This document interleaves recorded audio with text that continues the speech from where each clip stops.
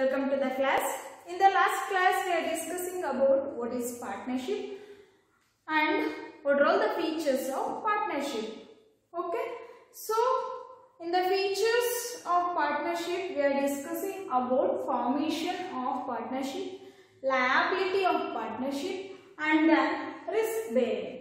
Okay, in this class we are going to discussing other features of partnership. Okay, the next feature of partnership is decision making and control. Decision making and control.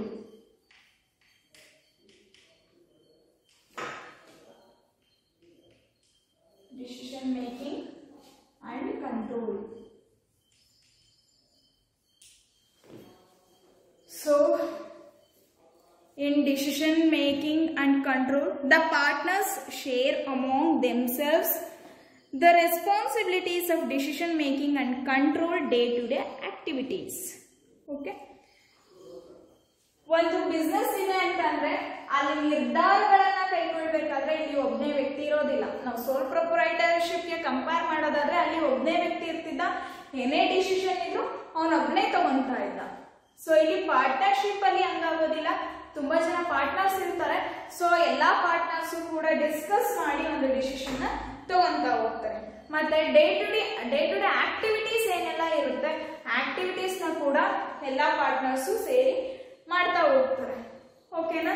So ಇಲ್ಲಿ ಒಬ್ಬನೇ ವ್ಯಕ್ತಿ ಮೇಲೆ burden ಇರೋದಿಲ್ಲ, ಎಲ್ಲ activities ಒಬ್ಬನೇ ಮಾಡಬೇಕು ಸೋಲ್ proprietorship ಅಲ್ಲ ಆದ್ರೆ. ಬಟ್ ಇಲ್ಲ ಆದ್ರೆ every partners are included in the day-to-day activities.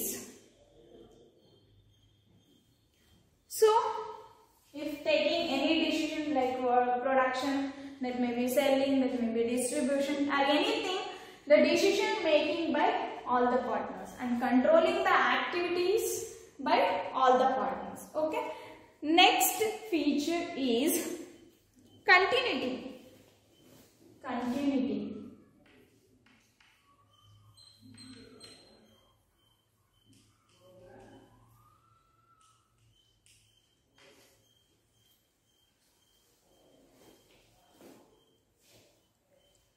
Partnership is characterized by lack of continuity of business, since death, insolvency, retirement or insanity of any partner can bring an end to the business. So, ಇಲ್ಲಿ lack of continuity ಇರುತ್ತೆ. Partnership ಅಲ್ಲಿ lack of continuity.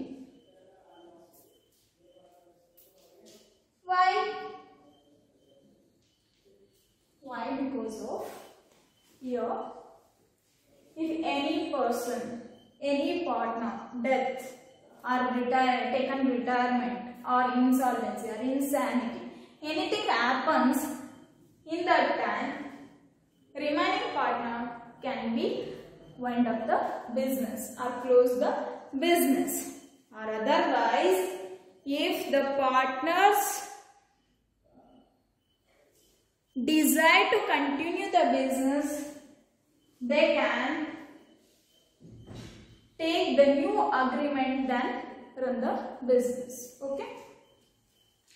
So ಇಲ್ಲಿ ನಾವು partnership ಅಂತ ಪಾಲುದಾರಿಕೆ ಅಂತ ತಗೊಂಡಾಗ ಪಾಲುದಾರಿಕೆ ಕಂಟಿನ್ಯೂಟಿ ಕಡಿಮೆ ಇರುತ್ತೆ ಅಂತಾನೆ ಹೇಳ್ಬೋದು. ಯಾಕೆ ಅಂತಂದ್ರೆ ಅನಿಶ್ಚಿತತೆಗಳು ಇರುತ್ತೆ. ಇಲ್ಲಿ ಪಾರ್ಟ್ನರ್ಶಿಪ್ ನ ಕಂಟಿನ್ಯೂಟಿ ಮಾಡೋದಕ್ಕೆ ಹೆಚ್ಚು ಅನಿಶ್ಚಿತತೆಗಳು ಇರುತ್ತೆ. ಸೊ ಅನಿಶ್ಚಿತತೆಗಳು ಯಾವ್ಯಾವು ಅಂತಂದ್ರೆ ಒಬ್ಬ ಪಾಲುದಾರ ಡೆತ್ ಆಗ್ಬೋದು ಅಥವಾ ಸತ್ತೋಗ್ಬೋದು, ರಿಟೈರ್ಮೆಂಟ್ ತಗೊಳ್ಬೋದು, ದೆನ್ ಇನ್ಸಾಲ್ವೆನ್ಸಿ ಆಗ್ಬೋದು, ನಿವೃತ್ತಿ ತಗೊಳ್ಬೋದು, ಅಥವಾ ದಿವಾಳಿತನ ಆಗ್ಬೋದು, ಅಥವಾ ಅವನಿಗೆ ಬುದ್ಧಿ ಭ್ರಮಣೆ ಆಗ್ಬೋದು. ಸೊ ಯಾವ್ದಾದ್ರು ಒಂದು ಇದರಲ್ಲಿ ಡೆತ್ ಆಗಿರ್ಬೋದು, ಒಬ್ಬ ಪಾರ್ಟ್ನರ್ ಡೆತ್ ಆಗ್ಬೋದು, ಒಬ್ಬ ಪಾರ್ಟ್ನರ್ ಬುದ್ಧಿ ಭ್ರಮಣೆ ಆಗ್ಬೋದು, ಒಬ್ಬ ಪಾರ್ಟ್ನರ್ ದಿವಾಳಿ ಆಗ್ಬೋದು, ಇನ್ನೊಬ್ಬ ಪಾರ್ಟ್ನರ್ ರಿಟೈರ್ಮೆಂಟ್ ತಗೊಳ್ಬೋದು. ಸೊ ಇದರಲ್ಲಿ ಯಾವುದೇ ಒಂದಾದ್ರೂ ಕೂಡ ರಿಮೈನಿಂಗ್ ಪಾರ್ಟ್ನರ್ಸ್ ಯಾರಿರ್ತಾರೆ ಅವರು ಈ ಒಂದು ಬಿಸ್ನೆಸ್ ನ ವಿಸರ್ಜನೆ ಮಾಡುವಂತ ಚಾನ್ಸಸ್ ಇರುತ್ತೆ. ಸೊ ಅಂದ್ರೆ ಕಂಪನಿನ ಮುಚ್ಚುವಂತ ಸಾಧ್ಯತೆಗಳು ಅಥವಾ ಒಂದು ಬಿಸ್ನೆಸ್ ನ ಮುಚ್ಚುವಂತ ಸಾಧ್ಯತೆಗಳು ಹೆಚ್ಚು ಇರುತ್ತೆ. ಅಥವಾ ಒಬ್ಬ ಪಾರ್ಟ್ನರ್ ಸತ್ತೋಗಿದ್ದಾನೆ ಅಂತ ಅಂದ್ರೆ ಇನ್ನ ಉಳಿದಂತಹ ಎಲ್ಲ ಪಾರ್ಟ್ನರ್ಸ್ ಸೇರ್ಕೊಂಡು ಒಂದು ಹೊಸ ಅಗ್ರಿಮೆಂಟ್ ನ ಮಾಡಿಕೊಂಡು ಆ ಒಂದು ಬಿಸ್ನೆಸ್ ನ ಮುಂದುವರಿಸಿಕೊಂಡು ಹೋಗುವಂತ ಚಾನ್ಸಸ್ ಕೂಡ ಇರುತ್ತೆ. ಸೊ ಅವ್ರಿಗೆ 2 ಆಪ್ಷನ್ ಇರುತ್ತೆ. ಒಬ್ಬ ವ್ಯಕ್ತಿ ಸತ್ತೋದ, ಒಬ್ಬ ಪಾರ್ಟ್ನರ್ ಸತ್ತೋದ ಅಂತ ಅಂದ್ರೆ ಆ ಒಂದು ಬಿಸ್ನೆಸ್ ಅಲ್ಲಿ ಅವರು ಒಂದು ಏನೆಲ್ಲ ಪ್ರಾಫಿಟ್ ಇದೆ ಅದನ್ನೆಲ್ಲ ಡಿಸ್ಟ್ರಿಬ್ಯೂಟ್ ಮಾಡಿಕೊಂಡು ಒಂದು ಬಿಸ್ನೆಸ್ ನ ಕ್ಲೋಸ್ ಮಾಡ್ಬೋದು. ಅಥವಾ ಆ ಒಬ್ಬ ಡೆತ್ ಆಗಿರುವಂತಹ ಪಾರ್ಟ್ನರ್ದು ಪ್ರಾಫಿಟ್ ಏನಿದೆ ಅದನ್ನ ಅವರ ರಿಲೇಟಿವ್ ಅಥವಾ ಯಾರು ನಾಮಿನಿ ಇರ್ತಾರೆ ಅವರಿಗೆ ಡಿಸ್ಟ್ರಿಬ್ಯೂಟ್ ಮಾಡಿ ಮತ್ತೆ ಇವರು ಒಂದು ಹೊಸ ಅಗ್ರಿಮೆಂಟ್ ನ ಮಾಡಿಕೊಂಡು ಆ ಒಂದು ಬಿಸ್ನೆಸ್ ನ ಕಂಟಿನ್ಯೂ ಮಾಡ್ಬೋದು, ಮುಂದುವರಿಸ್ಕೊಂಡು ಹೋಗುವಂತಹ ಚಾನ್ಸಸ್ ಕೂಡ ಇರುತ್ತೆ.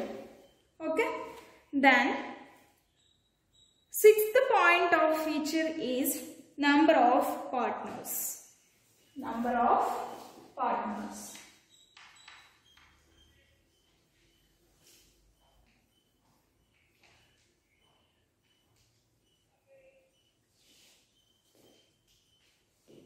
So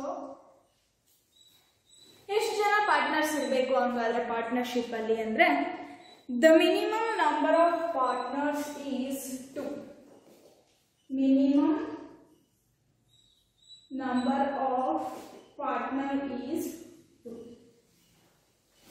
Then what is the maximum number? According to Indian Partnership Act 1932. According to Indian Partnership Act 1932, that is banking for 10 and other businesses for 20. Banking for 10, for other businesses 20. But after the amendment of the Companies Act 2013 says maximum number of members is 100. Then it's amended the rules as per the Companies Act 2013. Given the rules of number of partners in the partnership, that is maximum is 50. Maximum is 50.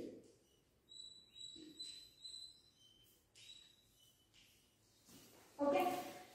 So number of partners in the partnership is minimum is 2, maximum is 50. Okay. ಪಾಲುದಾರಿಕಾ ಸಂಸ್ಥೆಯಲ್ಲಿ ಪಾಲುದಾರರು ಎಷ್ಟು ಇರಬೇಕು ಅಂತ ಅಂದ್ರೆ ಕಡಿಮೆ ಅಂತಂದ್ರೆ 2 ಇರಬೇಕು, ಕನಿಷ್ಠ 2 ಇರಲೇಬೇಕು, ಗರಿಷ್ಠ 50 ಜನ ಇರಬೇಕು. ಓಕೆನಾ? ಸೊ ಒಂದು ಪಾರ್ಟ್ನರ್ಶಿಪ್ ಸ್ಟಾರ್ಟ್ ಮಾಡ್ತಾ ಇದ್ದೀವಿ ಅಂತ ಅಂದ್ರೆ relationship between persons. We already no that is relationship between persons. So an individual or a person is not to start a partnership. That should be 2 persons. 2 ವ್ಯಕ್ತಿಗಳು ಇರಲೇಬೇಕು. ಯಾರೋ ಒಬ್ಬ ವ್ಯಕ್ತಿ ಆ ಒಂದು ಬಿಸ್ನೆಸ್ ನ ಪಾರ್ಟ್ನರ್ಶಿಪ್ ಬಿಸ್ನೆಸ್ ಸ್ಟಾರ್ಟ್ ಮಾಡ್ತಾನೆ ಅಂತ ಅಂದ್ರೆ ಅದು ತಪ್ಪಾಗುತ್ತೆ. 2 ವ್ಯಕ್ತಿಗಳು ಇರಲೇಬೇಕು, ಕನಿಷ್ಠ 2 ವ್ಯಕ್ತಿಗಳು ಇರಬೇಕು, ಗರಿಷ್ಠ 50 ಜನ ಇರಬೇಕಾಗುತ್ತೆ. Then 7th one is mutual agency. Mutual agency.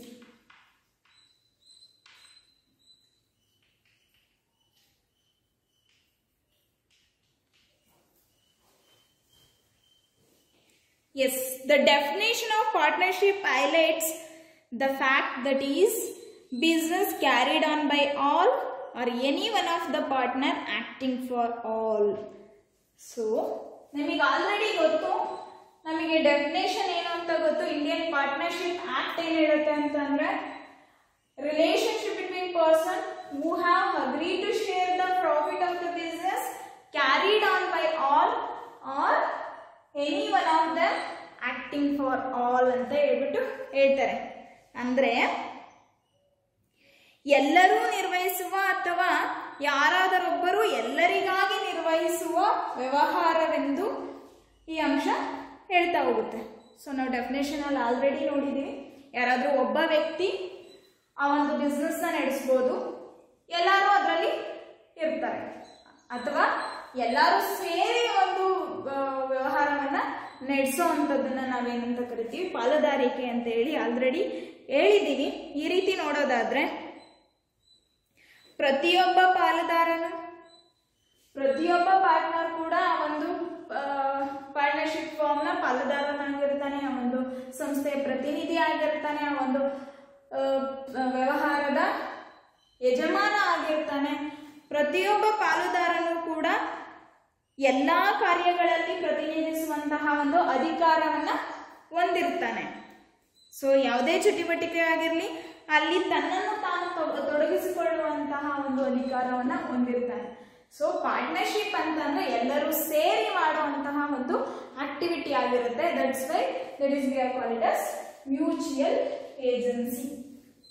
ಎಲ್ಲರೂ ಒಬ್ಬರನ್ನೊಬ್ರು ಅರ್ಥ ಮಾಡಿಕೊಂಡು ಎಲ್ಲರೂ ಸೇರಿ ಒಂದು ಆಕ್ಟಿವಿಟೀಸ್ ನ ಮಾಡೋದು, ಅಥವಾ ಯಾರೋ ಒಬ್ಬ ವ್ಯಕ್ತಿ ಮಾಡೋದು, ಇನ್ನೆಲ್ಲ ವ್ಯಕ್ತಿಗಳು ಜೊತೆ ಸೇರ್ಕೊಳೋದನ್ನ ನಾವೇನಂತ ಕರಿತೀವಿ ಅಂದ್ರೆ partnership. That's why we are called it as that is mutual agency. Okay, I hope you all understand the feature of partnership. The partnership features are formation. First one is formation. That means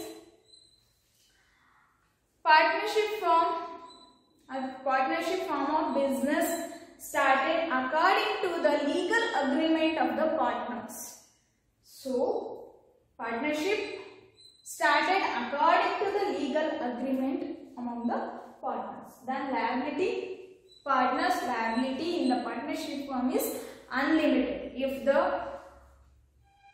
property of the business is shortage on that time, personal property of the partners can acquire. Then third point is risk bearing. So risk is distributed among the partners. Here there is no burden on an individual. Here the risk is distributed to different persons. As per the profit distribution ratio, loss is also distributed. Then decision making and control. So decision making is not only an individual, the decision is taken by all the partners, and controlling the activities all the partners. Then continuity. In the partnership form of business, there is a lack of continuity because your death or insolvency or insanity or retirement of any partner, the business can be closed or wind up, or otherwise that partnership firm or partners can get new agreement than continue the business. Okay. Then number of partners. Minimum number of partners in the partnership, that is 2. Maximum is 50. Then mutual agency. So we already know partnership firm, that is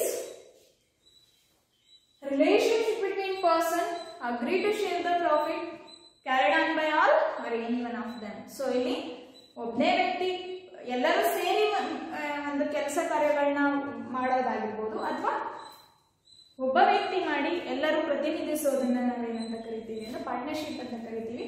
so ಎಲ್ಲರೂ ಒಟ್ಟಿಗೆ ಮಾಡೋದಕ್ಕೆ ನಾವೇನಂತ ಕರಿತೀವಿ, mutual agency ಅಂತ ಹೇಳ್ಬಿಟ್ಟು partnership ನ ಕರಿತಾ ಹೋಗ್ತೀವಿ. So these are all the features of partnership. Okay, thank you.